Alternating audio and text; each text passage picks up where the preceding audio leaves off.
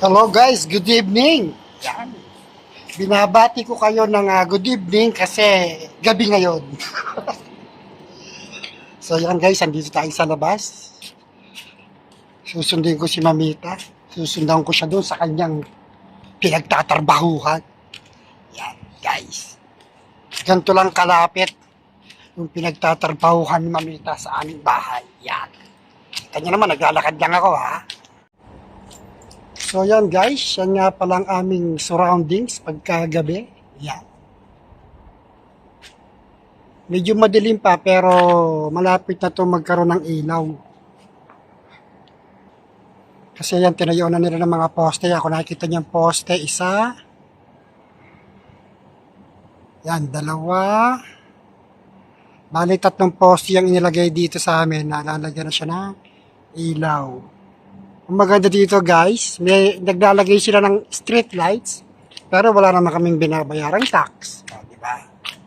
Yan guys, naglalakad-lakad lang tayo.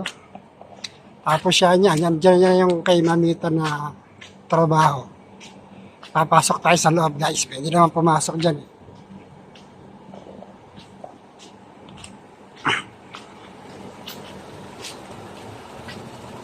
Bali may daan dito sa likod. Dito tayo dadaan, papunta sa clinic ni na Mamita. Yan. Shortcut. Ay, hindi. Dito tayo dumaan sa labas para makita yung highway. Aywa, good evening. Sa kaganan ko pa. Oo. Gandang gabi. Dito lang ako. So guys, dito tayo dadaan sa kanto. Papunta sa... Ay, naiwan ko pala yung mobile ko tsaka ang maalit. So, wala akong dalang lisensya. Umuwi pa din ako. Kaso baka magkasalisip ako ng Mamita. Yan ang highway.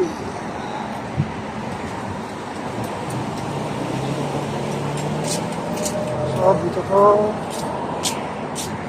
Dito tayo papasok. Sundin ko si Mrs. Nakalis na yata si Mrs. Ayan yung clinic ni Mamita. Ayan, AIDA Clinic. Talaga dyan, AIDA Clinic. Yan ang sinasabi guys. Nagkasalisi kami ni Mamita. So yan guys, nasa bahay na ako. Nagkasalisi kami ni Mamita. Ako sa front gate nagdaan, siya naman ay sa likod na gate. Ano ba English sa ano? Back gate? Hindi. Back door? Hindi. Bahala na kayo. Yung ganito na lang. Ako ay sa harapan nagdaan, si Mamita ay sa likuran. Yun. Kaya hindi kami nagkita. Nagkita na kami dito sa bahay na namin. Sa kwarto. Mamaya na obvious. O ikaw na lang pipick up. Ako na, andyan naman sa labas nila. Sa ano? Doon? Kukunin ko doon? Parang nga wala lang delivery charge. Dadali ko yung mobile mo. Siyempre. Ganun pala. Tara na, umalis. Sayang guys. Shout muna ako. Ayan. So, nag-order na si Mamita ng aming pagkain for tonight.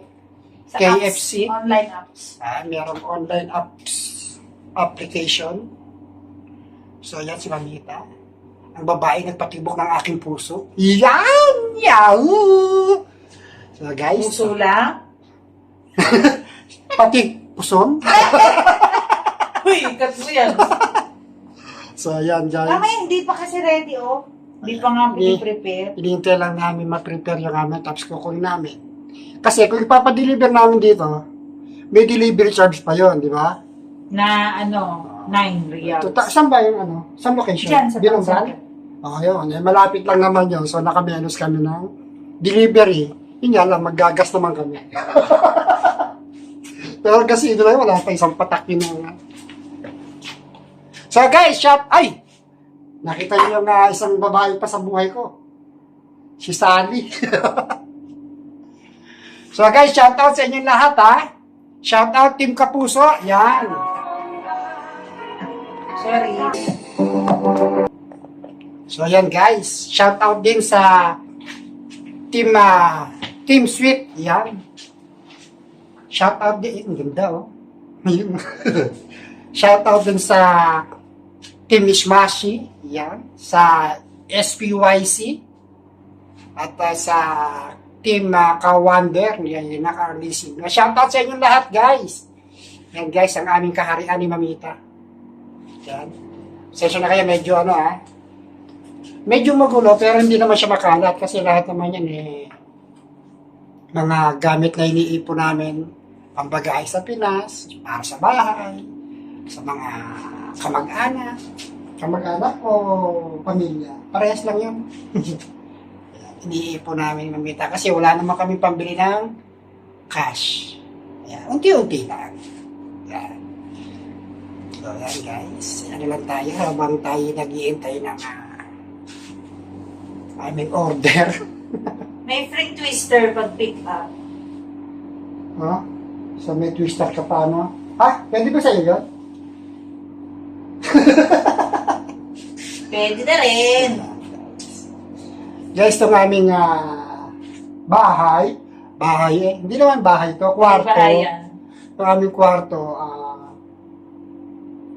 ang upa namin dito ay 1,800 reals. O, di ba? Kung i-convert mo sa peso, kasi ngayon ang palitan ay 15 pesos per 1 real. 0.56. O, 15.56. Wow, ang taas, no? Almost 16 pesos na per 1 real. Pataas na yun, guys. So, i-range natin siya ng 15 na lang. Sa 15 na lang, yung 1,000 real sa 15 ay 15,000. Then, yung 800, approximately, mga ano yun? 8,000?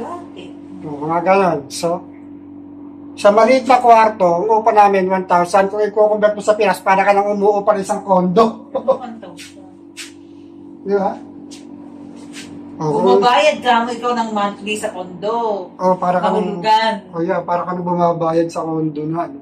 Magkakakondo ka na sana. Yan lang ang isa sa disadvantage dito sa aming na puntahan. Yung paupahan na bahay, na kwarto, medyo mahal siya. Medyo mataas ang mga presyo. Pero may allowance ka naman sa... Ayun lang. May housing allowance naman ako na ano. Ako din meron. Tapos si Mami, meron din siyang housing allowance na labas sa aming basic. I mean, yun lang, mataas lang din yun. Di ba? So, shout out sa lahat ng OFW dito sa Middle East. Yan. Basta sa lahat ng dakaw ng mundo. Sa mga OFW, shout out sa inyo lahat. So, guys, wala pa rin yung aming order. Pero, umorder kami ng KFC, pero nagsaing ako. Di ba? Kasi magra-rice din ako, tsaka KFC. Tapos, mag-iinit din ako niluto ni Mamita agabi na gulay na may puset. Sarap! Pakbit ba siya, Mami? O parang ginatang pakbit. Kinda, yun. Parang kasi ano siya, ampalaya, kalabasa, talong, okra. Tapos, ang nilagyan lang ni Mamita ng gata. Yan. Tsaka puset.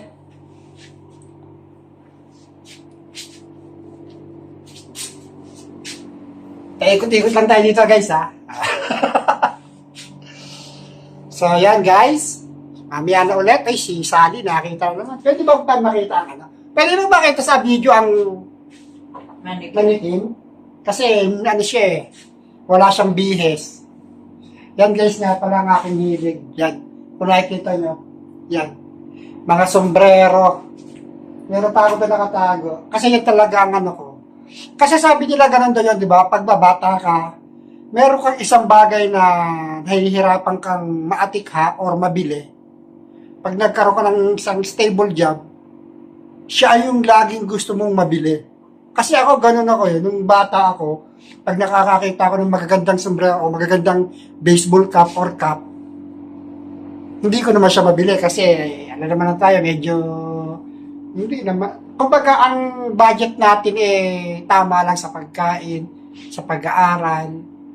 Wala tayong para sa luho. Hinggan ba? Kaya nung nagkaroon naman tayo kahit kaunting kumbaga medyo magandang trabaho, pag nakakakita kong hindi naman maganda, pero pagka gusto ko yung sombrero, binibili ko.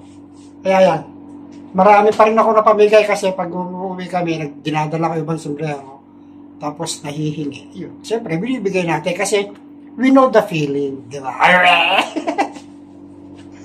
So ayan guys, hanggang dito lang muna at kami makiintay muna ng aming order ha. Mamaya ulit, babalik ako, promise. So bali na nga guys, hindi pa rin kami kinokontak ng aming in-order na KFC. Pupuntahan na namin sa KFC para medyo ma-pressure sila na iniintay na namin yung order. Tsaka isa pa, gutom na ako. May promo kasi sila ngayon. Pick up. May free na twister. Nangihinayan kasi ako sa delivery. Magkano deliver ang mga 20 din, 9. no? 9 lang. Kahit medyo malito naman pala na. Oh, pero isang twister din yun eh. Oo nga.